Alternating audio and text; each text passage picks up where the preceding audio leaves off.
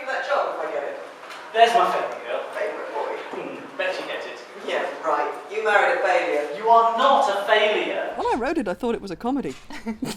I discovered it's a tragedy. I think it's not. It's a very comic. Yes, but it's but it's also very dark tragic. Comedies. Yeah. In the same way that any tragedy needs comedy. Any comedy needs some Tragedy. tragedy in there for it to be effective as a piece of drama. Every tragedy needs comedy. Every tragedy needs some comedy as Yeah. well. The history behind sort of the moment where I started writing was I went through much of Abby's experience. We tried for about 2 years to have a child and we weren't getting anywhere. That led to doing IVF, which I did 2 summers ago, just before I was 40. Okay. That didn't work, sadly for us, but it was good to have done it. But the play is no longer it's not particularly autobiographical anymore. It's just, what she went through is similar to what I went through, but she's a different person from me, which has been quite fun, actually, putting someone else through it. So many of my friends have gone through a species of this experience. My girls who were like just in their 40s or in their late 30s. And I thought, I haven't seen a TV show or a film or a play that's dealing with this bit of experience. And you still think, oh, I'm only 33. Then suddenly you're 35, you're 36, and you sort of go, oh, hang on, the number's got a bit bigger suddenly. Yeah. And then it's just one of those things, if you're not careful, time gets away from you. Yeah. It is different for men. There isn't the same kind of natural drive to have children, I don't think. Women, it tends to be a physical You also drive. don't have the cut-off. We don't have the cut-off. Because we literally run out of time. Yeah. But the point is that men do still get affected by these things. This is why, another little tagline is the Friends Generation's midlife crisis, because I'm the exact same age as Monica off Friends. And I'm completely happy with that. I have no problem. So yes, to the younger generation, maybe it's a warning. To those in their 30s and 40s, I think, they'll recognise something from it, boys and girls. Yeah. For anybody older than that will be, well, at least we did it better in my day. All that I ask is that you don't get stuck in one place for too long.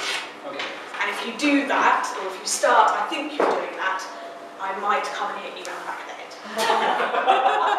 head. We reclaimed the night, as 'twere, because of course we auditioned you. Yeah. Which was very different all yes. around. And I always think this is funny, because Emily's the first person I met. And quite frankly, I'd have given her the job on the spot anyway. Everybody was very complimentary. But there were some of them that made me feel that the play was going to be difficult. Always talking with you, I feel like it's possible. Everyone that I spoke to about it were like, that's such oh my goodness, are you going to be all right? Are you sure?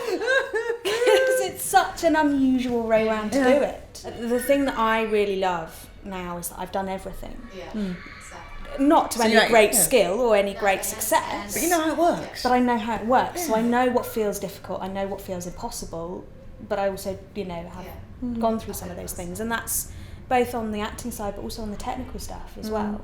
Because I know a lot of writer-directors, and I think that's a very bad combination. Very bad combination. So again, it was one of those things that everyone that talked to me about the project was like, oh, you've got the writer's one of your actors as well? Really? You sure about that? But it's always at that stage, before you get the job, where you really want the job, that you realise you shouldn't really want the job, because actually, if you don't get it, you'll be devastated. Yeah, oh God. It's that. Do you know, it's actually quite nice to have you say that, because that happens to us all the time. Yeah. The other side of the table. As he's written, he's the husband of Abby. Together they are trying to have children, trying to conceive. There's a debate and a struggle that he has about whether he can actually be a good father, whether that's something that he's even capable of. And he's married to Abby, who is a few years older than he is, so she's feeling the time pressure, he isn't so much. Yeah. No. She's an actress whose career has stalled. Not to be. That is the question. When did it... Sorry? No, but it said any Shakespeare of choice, and... Sure, how's Lady Macbeth? The problem is, like Hamlet, has she had her moment too late? Or has she still got time to make it come true? He also has a very close friend, JP, who we've sort of mentioned already. There's a little bromance in his life. Yes. He's best friends with David, sat next to me. He is a bit of a womanizer, I guess. I discovered I'd written one of my personal fantasies almost when I wrote JP, because he's kind of the dangerous guy. No, listen. But then deep down, I think he has a soft heart. He's a bit of a, I think, obviously he's a poet, but doesn't really share that with the world. Because there's a lot about David's life that you could say he's settling down. He's growing up, he's settling down, but he's still got this thing inside him which makes him want to take risks and be young, and that's what JP allows him to do. But we know it's not her. Well, then maybe your quiver is empty. Let me know if you want a real man to step up. Give you for that. Yeah. The other girl has sort of been, she's got a career, but she's been unable to break away from a very controlling ex-partner. Meeting someone for a drink won't kill you. Mark said he'd come on. Mark made you miserable. Remember? I think she's a bit lost, to be honest, because she doesn't find her place really in the world. It seems like she's kind of looking, and there's nothing really out there for her. Abby's not really open to talk to her really, about herself as well. She can't really kind of admit that, and just give it the right words.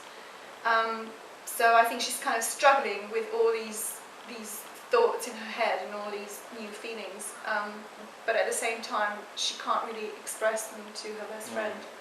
Hi. John Paul Stanley. That's funny. Heather, please. That's not funny at all.